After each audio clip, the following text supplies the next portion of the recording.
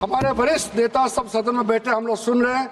मैं अपने आप को बहुत भाग्यवान मानता हूं, मैं भाग्यशाली हूं। प्रधानमंत्री नरेंद्र मोदी जी ने मेरे जैसे एक साधारण सदस्य को इतना पुण्य काम करने का मौका दिया है, इस बिल को यहाँ रखने का मौका दिया है। करोड़ों करोड़ों गरीब मुसलमान बहने दुआ देने वाला है। दुआ में अकेला क्यों लूं, ये दुआ आप भी लेना चाहिए। इस बिल को समर्थन कीजिए, ये मेरा अनुरोध है अध्यक्ष महोदय।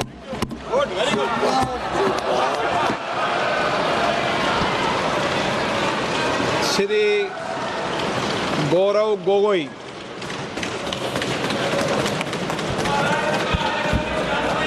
आदरणीय अध्यक्ष महोदय, पहले तो मैं आपका संरक्षण चाहता हूं। जब आदरणीय मंत्री महोदय बोल रहे थे, आपने विपक्ष से किसी को भी पॉइंट ऑफ ऑर्डर उठाने का अवसर नहीं दिया। मंत्री महोदय बिना किसी पॉइंट ऑफ ऑर्डर के बिना उन्होंने अपनी बात रखी। वही संरक्षण आप मुझे दे, मैं आपसे वही अपेक्षा करता हूं। मंत्री महोदय ने अपनी पूरी बात रखी, आपने उनको कुछ नहीं कहा। उन्होंने राजनीतिक आरोप लगाए, उन्होंने हाउस को मिसलीड किया, आपने सुना। वही संरक्षण एक बात है गौरव जी, आप हमेशा सदन पर ये कैसे आरोप लगा सकते हैं कि आपने उनको कुछ नहीं कहा। मैंने फिर कहा आपको, इस सदन में प्लीज बैठिए, इस सदन में संसदीय व्यवस्था के अनुसार सबको समय आवंटित होता है। आवंटित दल का माननीय सदस्य अपनी बात रख सकता है। जब मैंने व्यवस्था दे दी कि कोई माननीय सदस्य बोलेगा, उसके बीच में आज शून्यकाल पॉइंट ऑफ ऑर्डर नहीं दिया जाएगा तो नहीं दिया जाएगा। माननीय गौरव को कहिए। अध्यक्ष देखिए, शुरू हो गया सर, आप दे रहे अनुमति, आप अनुमति दे रहे हैं सर। आपने हमें अनुमति दी, आपने अनुमति दी हमें। एक मिनट बैठिए। हमारे सर इन्होंने हम शांति से सुनेंगे। अरे सुनो ना, ये अपना भाषण देने से पहले इन्होंने मिसलीड किया बोला। आप सब ये कोई तरीका सर। एक मिनट बैठिए। माननीय मंत्री जी, नहीं एक मिनट बैठिए।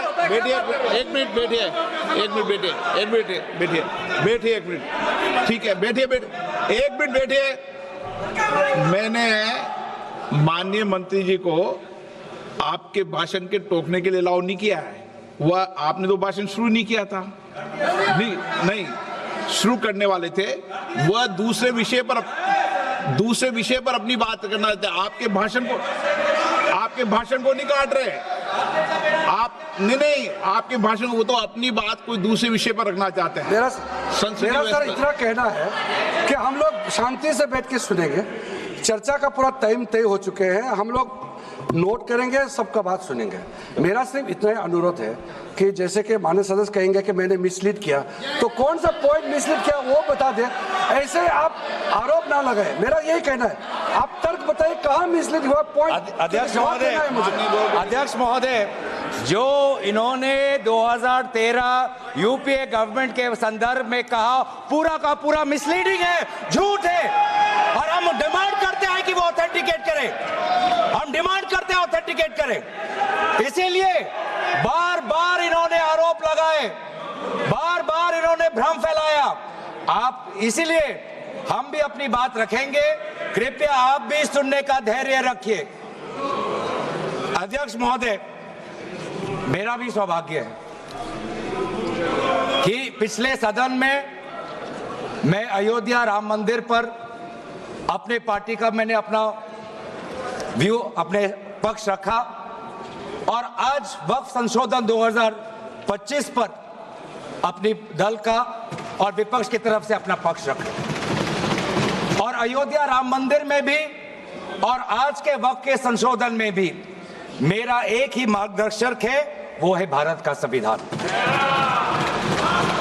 भारत का संविधान जो कहता है कि हमारा भारत में हर व्यक्ति को सामाजिक, आर्थिक और राजनीतिक न्याय, विचार, अभिव्यक्ति, विश्वास, धर्म और उपासना की स्वतंत्रता, और साथ साथ में ये कहता है कि व्यक्ति की गरिमा और राष्ट्र की अखंडता सुनिश्चित करने वाली बंधुता।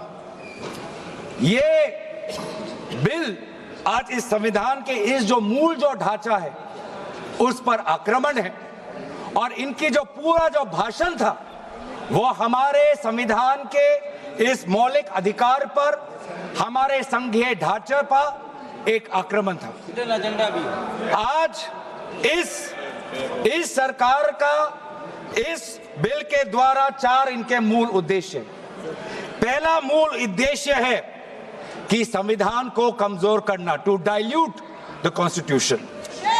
इनका दूसरा उद्देश्य है भ्रम फैलाना, to defame the minority communities of India. इनका तीसरा उद्देश्य है to divide the Indian society. हमेशा एक हमारे बीच में एक लिटिगेशन चलता रहे, मसला और बढ़ता जाए, ये उनका उद्देश्य है। और चौथा इनका उद्देश्य डाइल्यूट, डिफेम, डिवाइड, और चौथा इनका उद्देश्य है to disenfranchise the minority communities. आज माइनॉरिटी कम्युनिटीज के प्रति अपनी संवेदना जता रहे हैं।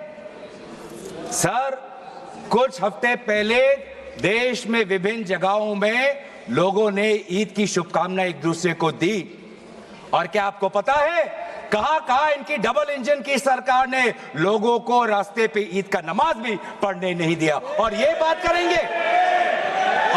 करेंगे आप हजारों एकड़ का इशू है।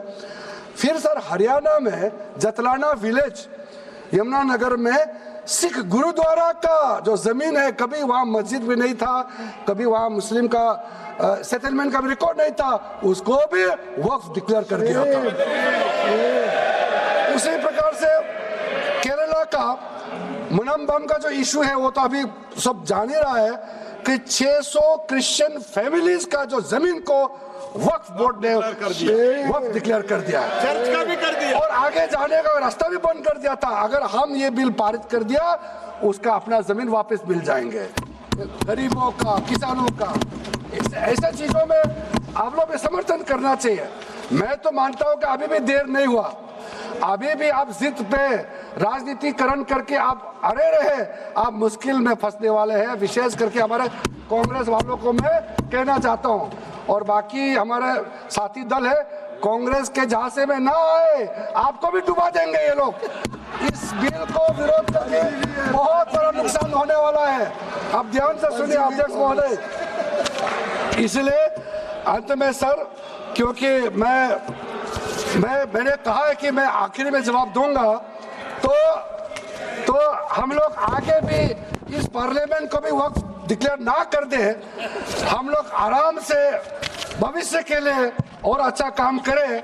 मैंने पॉजिटिव बात में अपना बात को रखा है। अंत में मैं अपील करके अपना बात को समाप्त करना चाहता हूं। इसी लाइन के साथ मेरी हिम्मत को तो सराहो। देखिए मैं कितना हिम्मत के साथ बोल रहा हूं।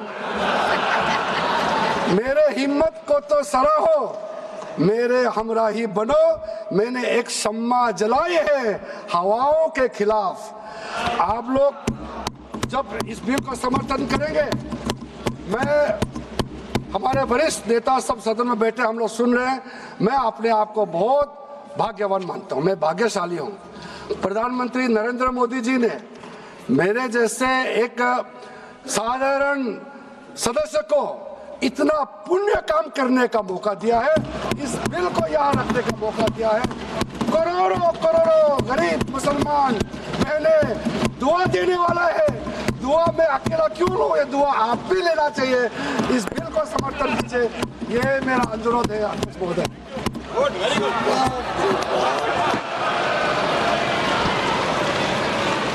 श्री गौरव गोगोई।